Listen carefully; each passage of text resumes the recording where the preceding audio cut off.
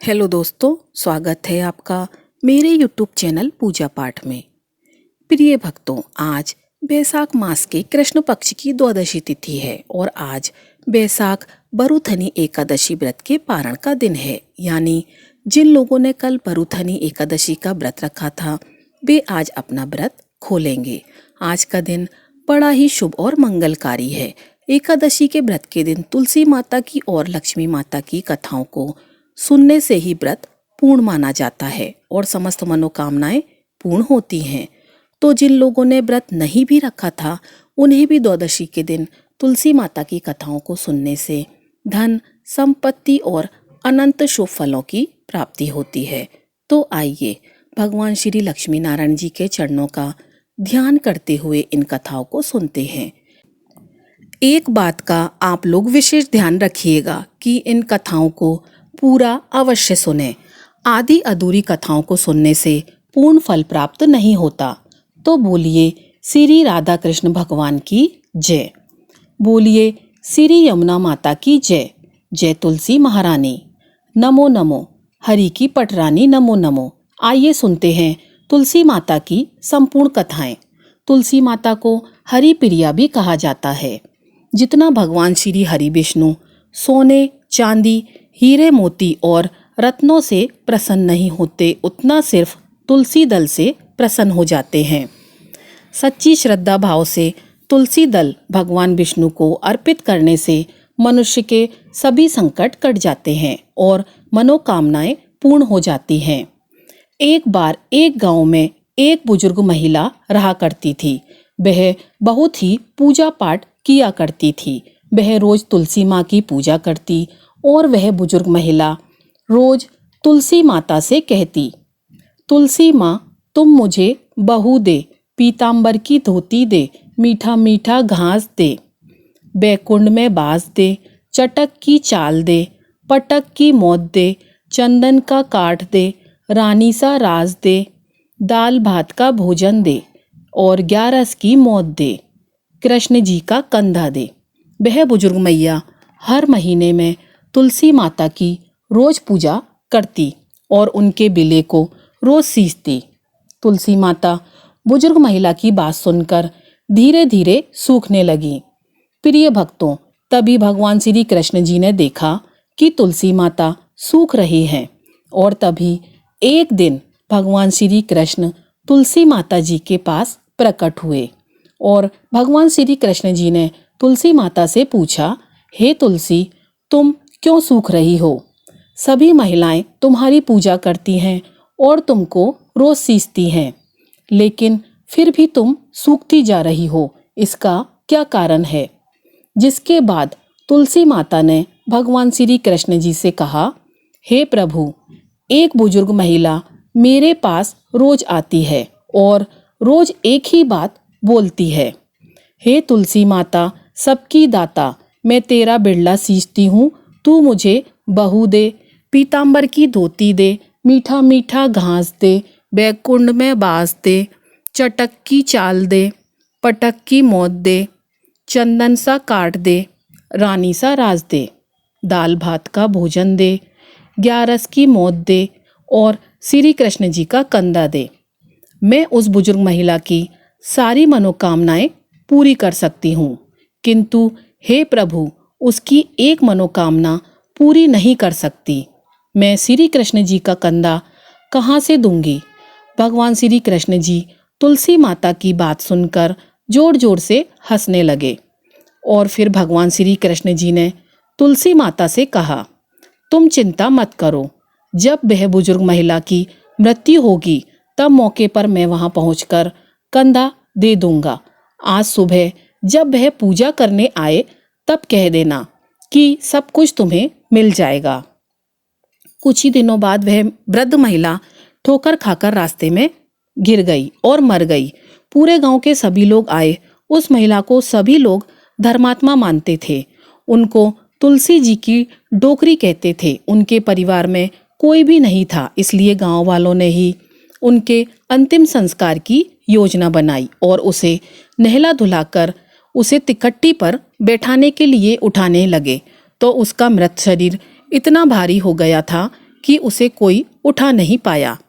यह देखकर वहाँ के सभी लोग तरह तरह की बातें करने लगे और कहने लगे कि यह इतना पूजा पाठ करती थी, हर समय माला फेरती थी, इसलिए यह इतना भारी हो गई है। वही पूरे गांव में चर्चा होने लगी कि डोकरी माई कोई भक्ति नहीं थी, यह छल कपट करती थी। हम जिसे धर्मात्मा समझते थे वह पापी है, जो किसी से भी नहीं उठ रही है। यह इसके कर्मों की सजा है। इधर भगवान ने सोचा कि मेरे भक्त की निंदा हो रही है, इसलिए भगवान ने बूढ़े आदमी का वेश धारण करके वहां पर आए और वहां पर एकत्रित लोगों से पूछने लगे कि यहाँ पर इतनी भीड़ क्यों लगी है, जिससे लोग कहने लगे कि यह डोकरी माई मर गई है और पापिन इतनी थी कि जिससे यह उठ नहीं पा रही है। सब लोग उठा उठाकर थक गए। तब ब्राह्मण ने कहा, मुझे एक बार डोकरी के कानों में कहने दो, फिर देख लो कैसे उठती है। तो सभी लोगों ने कहा, आप भी प्रयास करके देख लीजिए। तब भगवान ने उस वृद्ध महिला के कानों में कहा, हे बुढ़िया माई, देखो मैं आ गया। तू बिरला सींच मेरा, मैं करूँ निस्तार तेरा। हे बुढ़िया माई, बहू ले, पोती ले, पोता ले, लड्डू ले, पीताम्बर ले, धोती ले, गहना ले, घी का घड़ा ले, मीठा मीठा खीर ले, पूरी ले, दाल भात का भोजन ले, धन दौलत ले, बेटा ले, पोता ले, काम ले, तुलसी जी का पत्ता ले, मुंह में गंगा जी का जल, 11 को ले, चंदन का काठ ले, कृष्ण जी का कंदा ले। इतना सुनते ही वह बुढ़िया माई हल्की हो गई। भगवान बोले, आओ और इनको उठाओ। भगवान ने हाथ लगाया और बुढ़िया माई जो डोकरी उठ गई, सबको बड़ा ही आश्चर्य हुआ। उसे खूब धूमधाम से ले जाया गया। भगवान उसे अपने कंधे पर ले गए। पूरे गांव में इसकी चर्चा होने लगी, जिससे उसको मुक्ति मिल गई और वह बैकुंठ में चली गई। सभी लोग देखते रह गए। सभी लोगों ने देखा कि शमशान घाट तक तो ब्राह्मण साथ ही आया था, लेकिन अब वह दिखाई नहीं दे रहा। इससे लोगों को समझ में आया कि वह कोई और नहीं, स्वयं भगवान बूढ़े ब्राह्मण के रूप में आए थे। तो प्रेम से बोलिए श्री राधा कृष्ण भगवान की जय। बोलिए श्री तुलसी सालिग्राम जी भगवान की जय। आइए अब सुनते हैं तुलसी माता की दूसरी कथा। इस कथा को सुनने से एकादशी के व्रत का संपूर्ण फल मिल जाता है।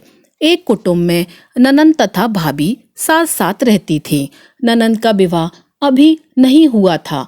वह तुलसी के पौधे की खूब सेवा करती थी, लेकिन उसकी भाभी को यह सब बिल्कुल भी पसंद नहीं था।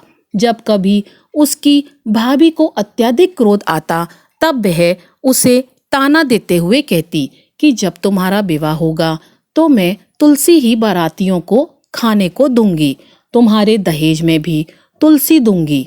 कुछ समय बीत जाने पर ननंद का विवाह पक्का हुआ।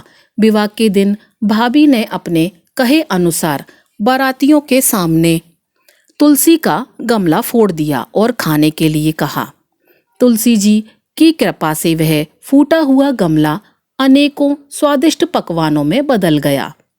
भाभी ने गहनों के नाम पर तुलसी की मंजरी से बने हुए गहने उसे पहना दिए और वह सुंदर सोने जवाहरात में बदल गए। भाभी ने वस्त्रों के स्थान पर तुलसी का जनेऊ रख दिया और वह रेशमी तथा सुंदर वस्त्रों में बदल गए। ननंद की ससुराल में उसके दहेज की बहुत प्रशंसा की गई। यह बात भाभी के कानों तक भी पहुंच गई। उसे बहुत आश्चर्य हुआ। उसे अब तुलसी माता की पूजा का महत्व समझ में आया। भाभी की एक लड़की थी। वह अपनी लड़की से कहने लगी कि तुम भी तुलसी की सेवा करा करो, तुम्हें भी बुआ की तरह फल मिलेगा। प्रिय भक्तों, वह जबरदस्ती अपनी बेटी से सेवा करने को कहती, लेकिन लड़की का मन तुलसी सेवा में नहीं लगता था। लड़की के बड़े होने पर उसके विवाह का समय आया।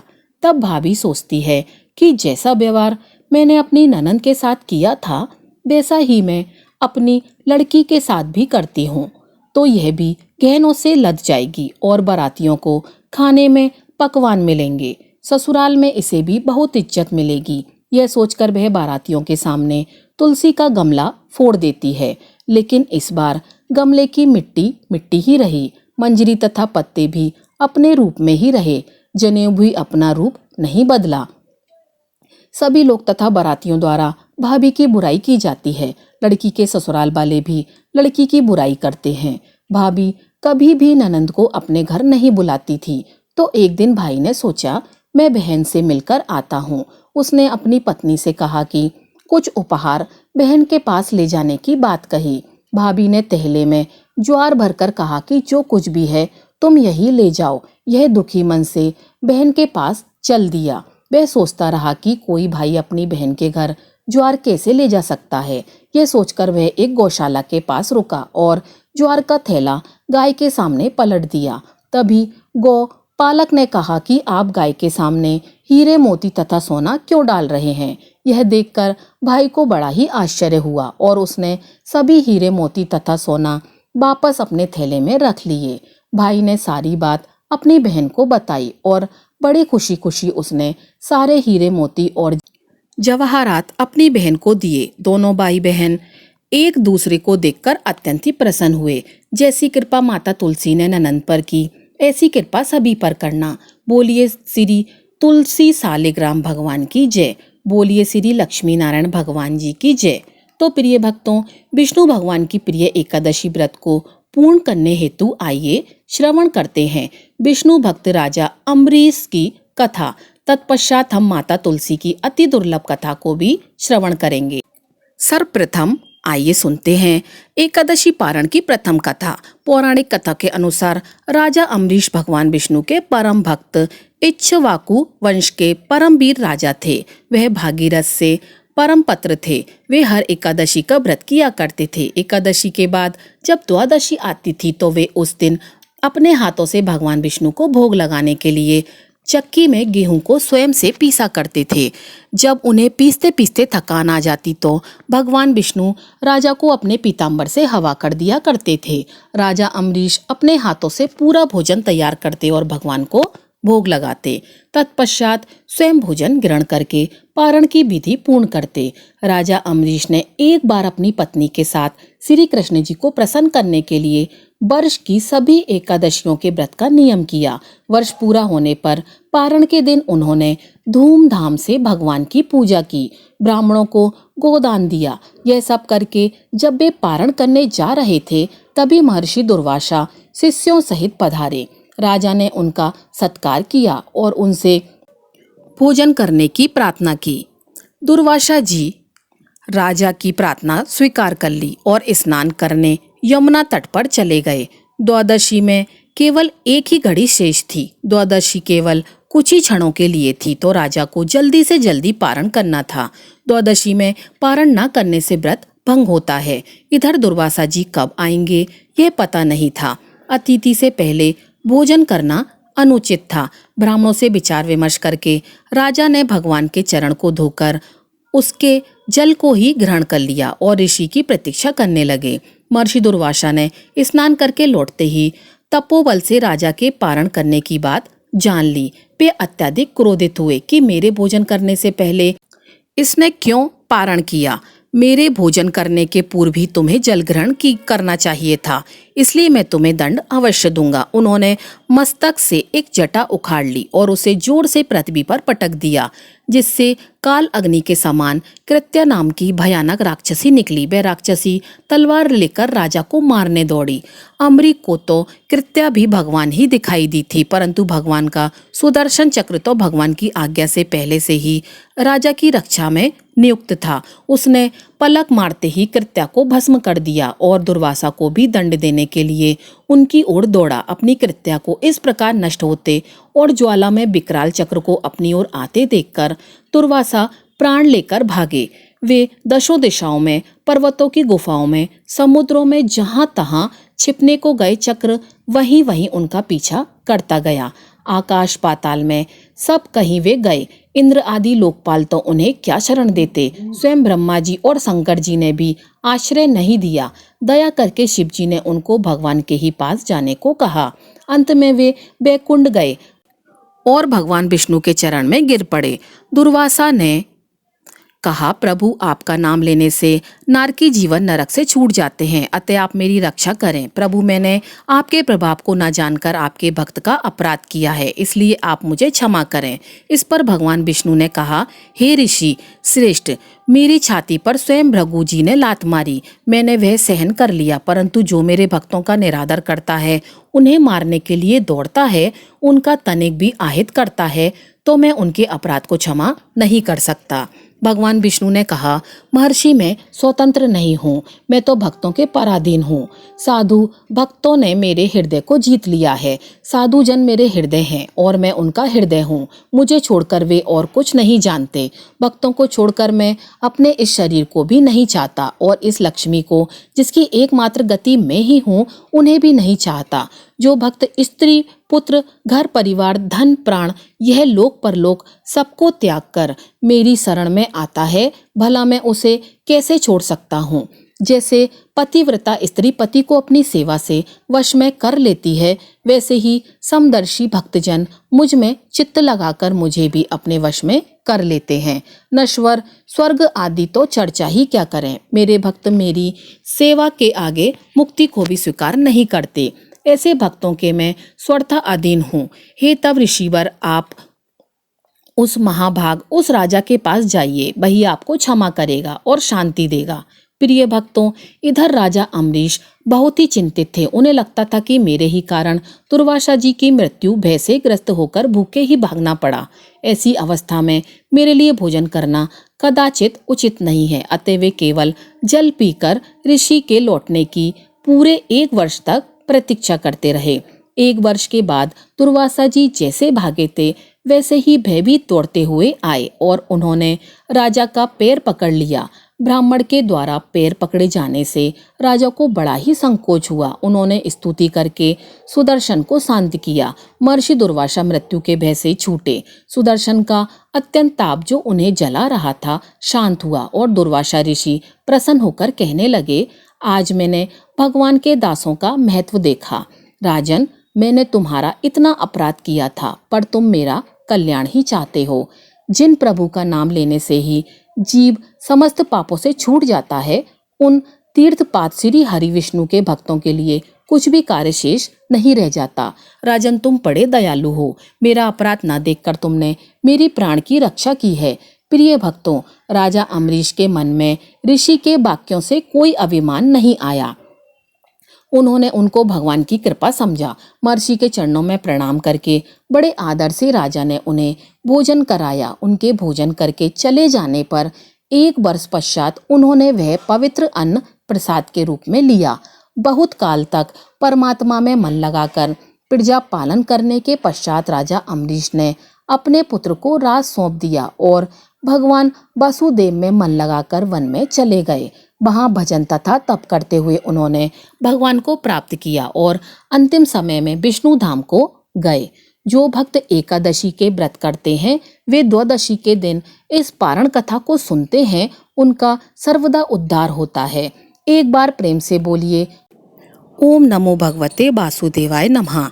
तो दोस्तों, यह थी हमारी आज की कथा। अगर आपको कथा अच्छी लगी हो तो वीडियो को लाइक कीजिएगा और चैनल को सब्सक्राइब कीजिएगा। आपका दिन शुभ हो।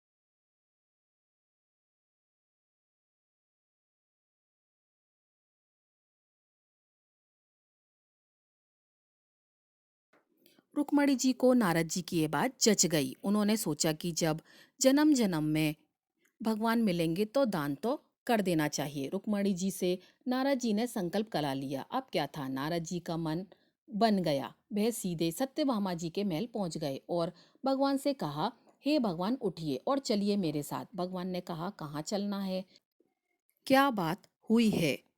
नारद जी ने कहा, बात कुछ नहीं, आपको मैंने दान में लिया है। आपके एक कोठरी भी मुझे नहीं दी तो मैं आपको ही सन्यासी बनाकर पेड़ के नीचे सुलाऊंगा।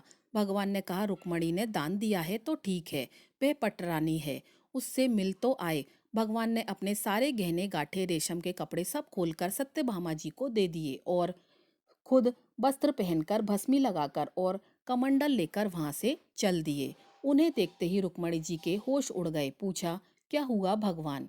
भगवान ने कहा, पता नहीं, नारद कहते हैं कि आपने मुझे दान में दे दिया है।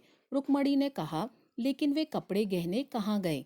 उत्तम केसर को छोड़कर यह भस्मी क्यों लगा ली? भगवान ने कहा, जब दान दे दिया तो मैं उनका हो गया, इसलिए अब वे मुझे सन्यासी बनाएंगे।